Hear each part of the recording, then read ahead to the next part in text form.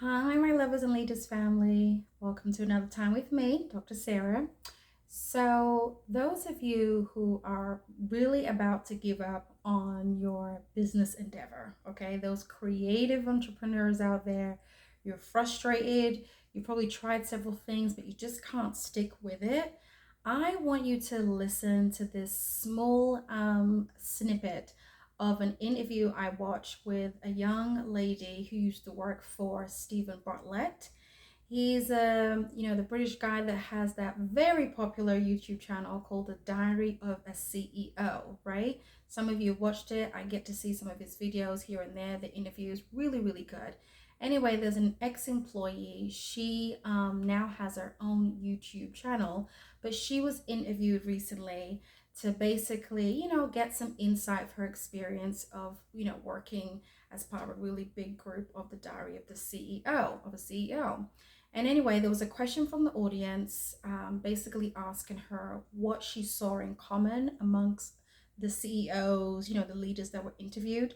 So she provides her insight, and I want all of you out there in the Lovers and Leaders family to listen to this, and I'm gonna respond afterwards. Okay, hold on for a second.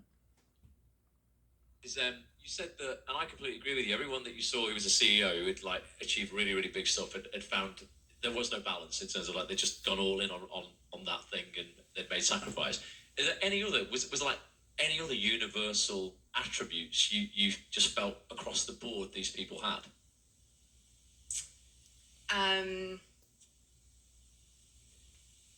What's a nice way to put it? Like psychotic obsession. Like obsession to the point where I don't think they think about anything else at any minute of any hour of any day.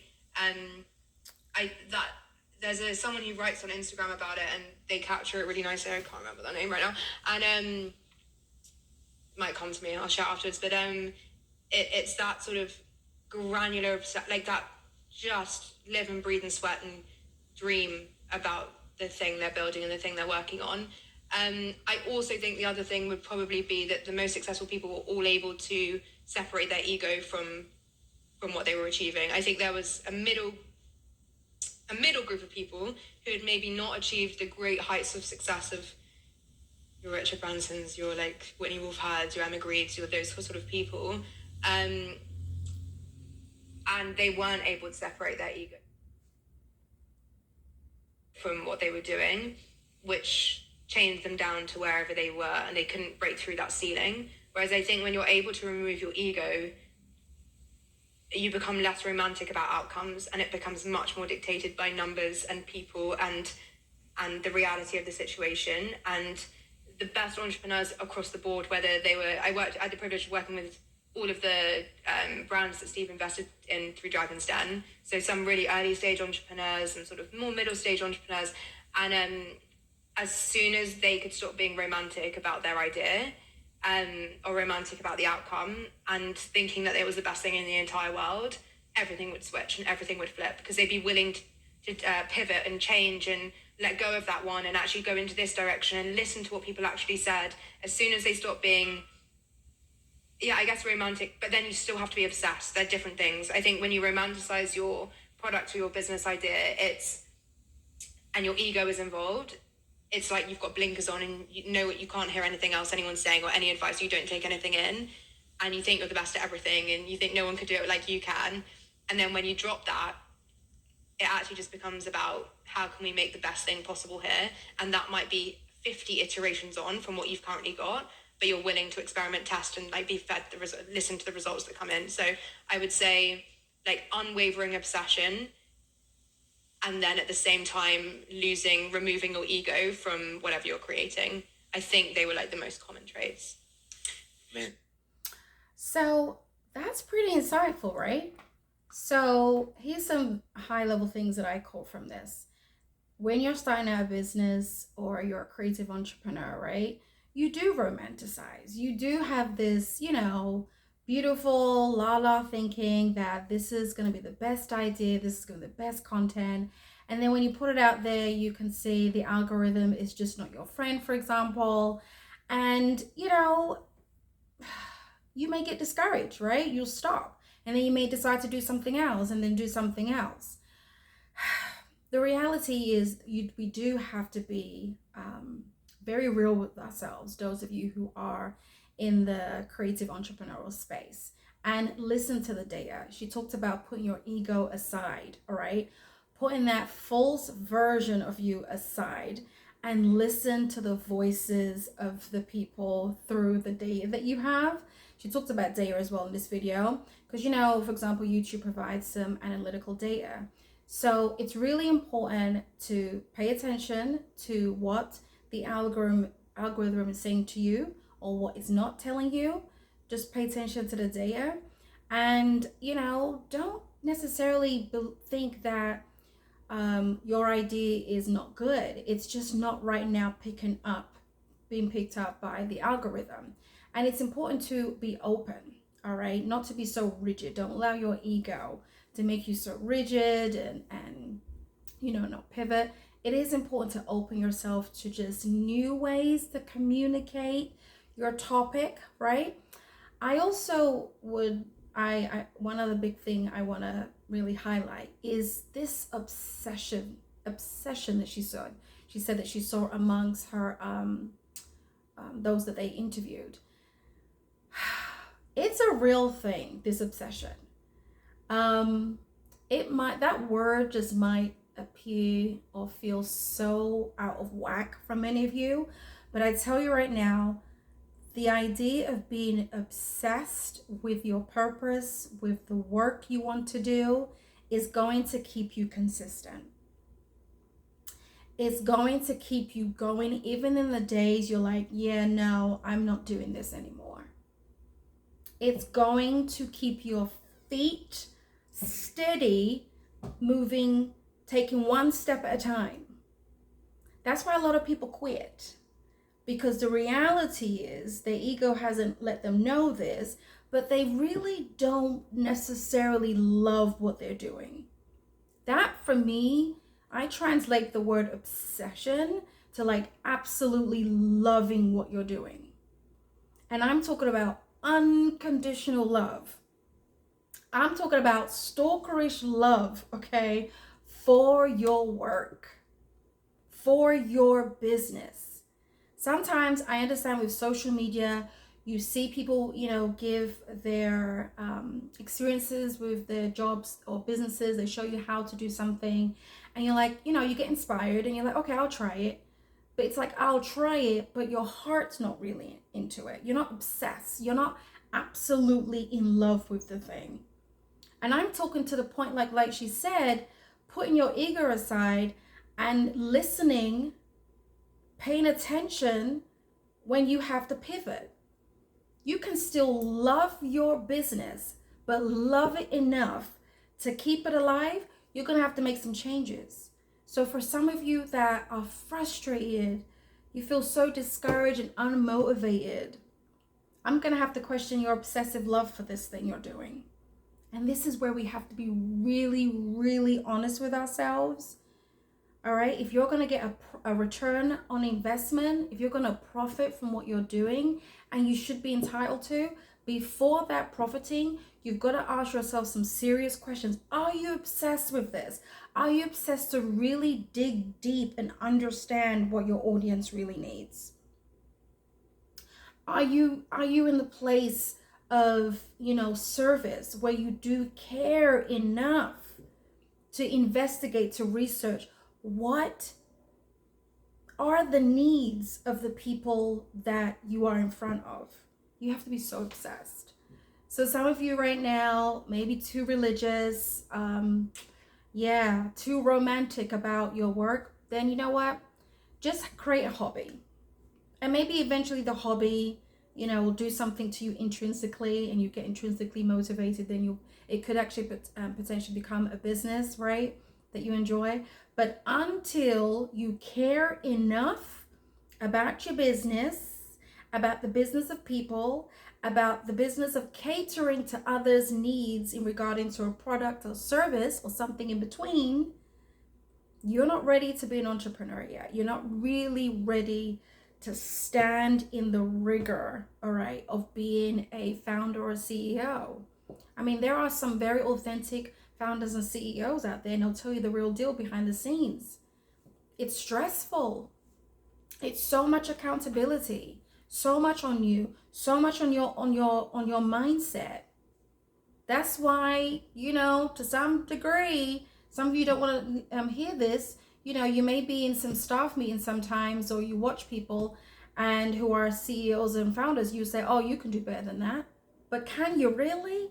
Can you sustain the love for the people and the love to iterate when you need to? That's a different mindset. That's real. There's a word that I'm trying to think about right now that I learned over the years. Oh, grit. That's a lot of grit. Plus, you have to have a lot of resilience to finish what you started. And even when you think you're finished, because the needs of people always changes, right? You will iterate something else and maybe create another, business idea from it. It can be really fun, actually, right? And some of you that truly need some, coaching around this, please check out my link in the description section so I could just be your coach as we move you along here. Because some of you have such great ideas, truly, such creators you are, such innovators, but you give up too quickly. And I understand that. I've been through that phase. And I recognize, and I love, that's why I have to share this video clip, because you must be obsessed with it. You must be obsessed with caring enough and loving, literally, because it's business is about community. It really is. Forget the numbers right now. It's really about community. Like, do you care? Are you a woman or a man of service to meet the needs of these people? And these are needs that will make them happier, more joyful. These are needs that can help them save some money. These can be some needs where it helps people put them back on the right track in life. All right? To think better, do better, be a better human being. You just never know the impact of your product or service. So you ready to be obsessed? Okay? Are you ready? Because that's what it's going to take. And again, not over romanticizing. That over romanticizing, leave that for the hobby. But for real entrepreneurs, you're going to have some grit, resilience, bounce back, pivot. All right? Investigate again. And, when you're obsessed, it's like that's all you think about, right? You're the audience, the mission of your business is all you think about. It's always going to be on the front of your mind. You don't easily get distracted. That's the thing about entrepreneurs and business people that are obsessed. They do not allow certain things that do not cater to their business distract them. So you really have to have a lot of grit over your mind and grit over your environment. Okay? And I really hope this is going to motivate somebody that really, really needs to hear this. Obsession. All right? And don't give up. Be prepared to pivot. Humans are always changing. So you want to be an influencer over humans and, what they purchase, what they invest in, you also have to be willing to pivot. And that's going to require paying attention to data, what people are saying, what they're not saying. Okay? So here, as always, I'm going to anchor you into some truths, okay, of the Christ conscience that's going to keep you anchored. All right? Here is at least, maybe I'll share two. All right? So here is from the book of 1 Corinthians chapter 16, verse 14. This is in the Holy Bible. Yes. 1 Corinthians chapter 16, verse 14. It says, let all that you do be done in love. In love. Let all that you do be done in love. It's not about trying to get that money. All right? Because people will know. People don't want to be, sold on stuff because they, no. They want to know you care about them. They want to know, do you see them? Do you resonate with their issues in life? Are you the solution? Right? So everything you do, this is what God is saying, be done in love. And we know in 1 Corinthians, I believe chapter 13, It talks about, when it talks about love is kind, love is patient. At the end of that love framework, it talks about love always believes, it never gives up. That's the obsession right there. It's a love for people that always believes in people, always wants the best in people, and doesn't give up in meeting the person's or the people's needs. That's the obsessive love. Not trying to be like some weird stalker, but I mean, whatever it takes, as long as you're spitting out a really good product or service that really resonates with the people you're servicing, do it with love. Sincere love, please. Sincere love. We need leaders, authentic businessmen and women that walk in good moral ethics. All right? Sincere love. All right? And caring about price points, packaging, all that other good stuff. Because God will always bless and multiply such businesses. All right? When you're doing it with a sincere heart. All right, another thing to anchor you with is the book of Ecclesiastes, chapter 2. Is it chapter 2? Actually, I want to give you this instead. Ecclesiastes chapter 3 verse 13, I thought I heard here. It talks about everything that we do, we should do it in love. Okay? Do it in love. Hold on. All right. Yeah, Ecclesiastes chapter 3 verse 13. And people should eat and drink and enjoy the fruits of their labor, for these are gifts from God. So I want to just focus on the fruits of their labor. To enjoy the fruits of your labor. Enjoy. God wants you to enjoy it.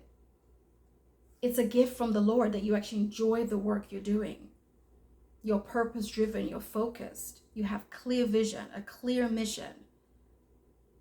It's a beautiful thing when you and I enjoy what we do, and it's satisfying to our soul because the people that we're doing it for, they're satisfied. God wants you to enjoy. If you don't enjoy, you're out of alignment. It's not a gift from the Lord, it's a gift from your ego, your false self that likes to, show up on the scene.